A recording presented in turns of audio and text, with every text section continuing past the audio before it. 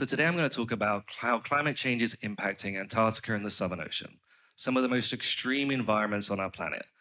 But in my mind, that's what makes them the most exciting to go out and investigate. But before I delve too deep into the science, I thought I'd give you a few little facts to get us going. So they may seem like these far off distant places, but did you know that you could fly from Cape Town to Antarctica in less time than it takes to fly to northern Africa, like Morocco or Egypt? The Southern Ocean, which surrounds Antarctica, is more than 20 times the size of Africa. And now, if we were to draw what I would call the boundary line of the Southern Ocean at 40 degrees south, we were to draw this boundary line in the northern hemisphere, we'd be drawing it through places such as New York and Madrid. South Africa has a very rich and proud history in this region. It was one of the original 12 countries that signed the Antarctic Treaty in 1959. The purpose of the treaty was to protect Antarctica from human interference. And now the Southern Ocean, which surrounds Antarctica, is a hugely important ocean because it connects the Atlantic, Indian, and Pacific Oceans to one another. But it is currently under threat from climate change, and it may no longer to be able to protect us from some of the most extreme impacts of climate change. And what do I mean by this? Well, the two biggest problems we have are heat and CO2. By the burning of fossil fuels, we are creating carbon dioxide emissions, and this is heating up our planet through the greenhouse effect. So the first circle I want us to focus on today is this heat. And I want you to imagine that these circles represent the total amount of heat and CO2 we have generated since the Industrial Revolution. Now, all of this excess heat we have generated, it needs to go somewhere. And if we look, about 90% of this excess heat we have generated has gone into the oceans. Some has remained in the atmosphere and some has been absorbed by the land. But if we break down this ocean component even further, we can see that the majority has gone into the Southern Ocean. And you may be asking, well, why is this? And it's literally just because the Southern Ocean is cold. It has temperatures that range from on average -2 degrees to 10 degrees Celsius, meaning that it has this natural ability to absorb heat, helping to regulate our global climate. But now if we focus on the other big problem, the CO2 circle. About 50% of the emissions we have generated are remaining in the atmosphere. Some has been absorbed by the land, and the rest has gone into the oceans. But once again, if we break down this ocean component even further, we can see that the Southern Ocean is responsible for 50% of this oceanic uptake. And again, maybe you're wondering why. And I'm going to take us back to temperature. So just to put it into some context, I want you all to imagine a nice soft drink, maybe a Sprite or a Coca-Cola. Now I want you to imagine when your soft drink is cold, it is fizzy. And this is because it still has the CO2 dissolved in it. This is what makes the Southern Ocean great at absorbing CO2, is its cold temperature. Now I want you to imagine what happens when your fizzy drink gets warm. It loses all of that fizz because the CO2 has escaped back up into the atmosphere. And this is a fear that some climate scientists have, that if we do not limit global temperature increase, we could see the Southern Ocean turn from what we currently call a CO2 net sink into a CO2 net source. But all of these physical and chemical processes of absorbing heat and CO2 are disrupting other problems in the ocean. The first is that ocean physics is changing. The circulation and currents are being disrupted. And the absorption of the CO2 is causing the ocean's pH to lower in a process known as ocean acidification. Now, these changes in ocean physics and chemistry could impact the natural carbon cycle. And what I mean by this, it is the natural flow of carbon throughout a system and what would be occurring uninterrupted if us humans weren't around burning fossil fuels. And this natural carbon cycle in the oceans is driven by microscopic marine plants known as phytoplankton. They live in the sunlit surface water and they behave just like plants on land. They photosynthesize where they take in CO2 and they produce oxygen. They come in so many different sizes. And just to put it into a scale that you guys can understand, if we were to take the smallest type of phytoplankton, a Prochlorococcus, and compare it to the largest Trichodesmium, It is the same as comparing the size of a fish to the size of the city of Manhattan. They are such hugely important organisms.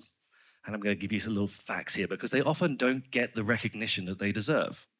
If we were to sum up all photosynthesis on the planet, that is all the photosynthesis by plant on land and by all the phytoplankton in the ocean, 50% happens on land and 50% in the ocean.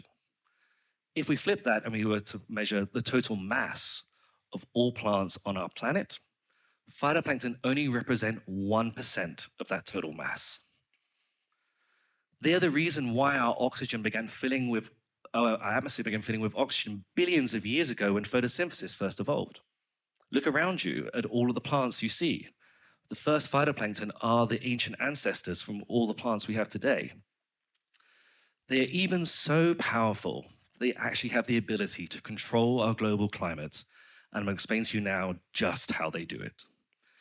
So when phytoplankton photosynthesize very efficiently, they can absorb a lot of CO2 that is dissolved in the ocean. And when they die, they sink to the bottom, and this carbon becomes trapped for thousands of years. Without this CO2 in the atmosphere acting as a greenhouse effect, the Earth's climate gets cooler. And this is why we've had ice ages in the past. And now the inverse of this is that when they are not photosynthesizing as efficiently, they are not transporting carbon down into the deep ocean, and more remains in the atmosphere, and our climate gets warmer. And for hundreds of millions of years, this is how our Earth's climate has moved back and forth between ice ages. So the big question we have as climate scientists is trying to understand how and where this may impact the natural carbon cycle and whether or not it's going to make it more or less efficient. But what do I mean by this efficiency? Because I've been mentioning it a lot. So if any of you have ever attempted to grow your own herbs and vegetables at home, you know that you need to add fertilizer if you want to have a good crop yield, you want to make sure your plants are happy and healthy. Well, the concept is very similar for phytoplankton. They accept the fact that the nutrients in the ocean are not evenly distributed. Some areas have more and some areas have less. One vital nutrient that they need to photosynthesize that is in low concentration in the Southern Ocean is iron. Now, you know as humans, if we do not have enough iron in our diet, we're anemic and our bodies don't function properly. But this concept is the same for phytoplankton. If they do not have enough iron, they cannot produce enough proteins to photosynthesize, and they just don't function as well as they should. Now, as scientists, we do try to go out to the ocean and measure nutrients such as iron. Here is a map showing locations where our scientists have gone out and where we plan to go out in the future as a part of a program called GeoTracers. You can see that there are still many, many gaps that we need to fill. And on a more personal note, as scientists, we can't go out all the time. Occasionally, we do like to spend some time at home with our friends and family. And as much as I do love going to sea, I have to say that. So this is where my colleagues and we had to get creative. If we can't rely on measurements of how much iron is in the ocean, then we need to figure out a different way to determine if iron availability is changing. And so we started to look at ways in which phytoplankton respond to iron. And this is made possible by what happens in the process of photosynthesis. So this is a very, very simple schematic where I want you to imagine that this green circle represents a phytoplankton cell. Now, in the process of photosynthesis, they will absorb carbon dioxide, sunlight, and water. They will then produce oxygen and energy for their growth.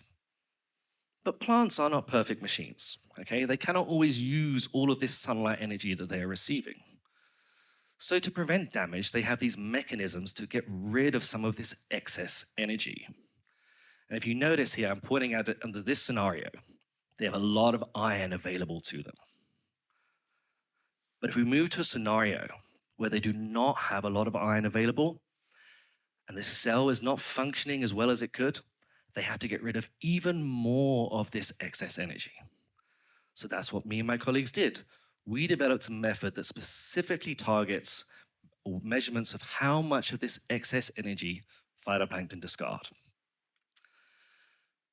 Now, we started to apply this to data that I'd been collecting in recent years, which is great, but that can't really tell us much if we want to understand long-term change.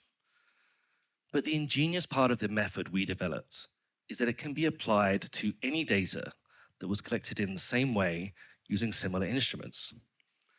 So, a little throwback, just as the COVID-19 lockdown began in March 2020, and I was trapped inside, I set out on a mission. I wanted to download as much data as I possibly could from the past that had been collected in the Southern Ocean that I could apply this method to. Now, unlike other institutions that when they want to set up a program to monitor long-term change, they have to wait decades in order to get their results. I just had to spend 6 months trapped inside downloading data and processing it. Now, to my luck, I was able to get 26 years worth, which may not seem like such a very long time ago, but considering that the first year was from 1996, that's when I personally was still receiving my primary school education. So the results that we found were like a double-edged sword. I was very proud of what I'd managed to achieve in those 6 months but they were telling me that phytoplankton were becoming more stressed, that they were not receiving enough iron, and that was worrisome. So we started to look at other data sources. Would they agree or disagree with what we had found? They were all agreeing that the Southern Ocean is becoming more iron stressed as time goes on, and its productivity is declining. What additionally concerned us is that the Earth system models that we use for predicting what our future climate will look like say the opposite. They are currently saying that the Southern Ocean will become more productive with time, and it will have more iron available to it. Now, I could spend an hour to you speaking about why these discrepancies exist, but I just want to say that we need to resolve that problem pretty soon so that we can have a better understanding of what our future climate is going to look like. The study that we published was one of the first to demonstrate that climate change is now having a huge impact on the biological component of the Southern Ocean. And this has two major implications that I want you to take away today. The first is that phytoplankton form the base of the marine food chain, which ultimately sustains larger animals like whales and penguins and seals. Now, you don't need to be a mathematician to know that if you take away the bottom of the food chain, the top of the food chain cannot sustain itself either.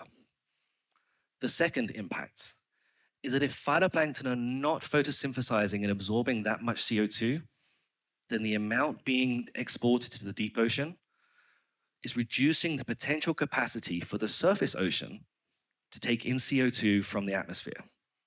This means we'll end up with more CO2 in our atmosphere, further amplifying the negative impacts of climate change. But I don't want you to give up hope, as negative everything I've just said is. Hopefully this spurs you into action. On an individual basis, we need to start to reevaluate how human society functions, where we do not take more resources from what our planet can provide. We need to demand that the businesses we go to, that they implement low carbon practices for their goods and services.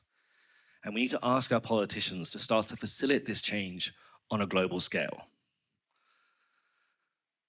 To close my talk today, I want to go back to a point I made at the very beginning about how the Southern Ocean connects all other oceans to one another. Well, I want to revise that statement. There are no separate oceans. There is just one global ocean. And if you want to protect not only nature, but provide a climate-safe future for humanity, then we need to protect all of it. Thank you.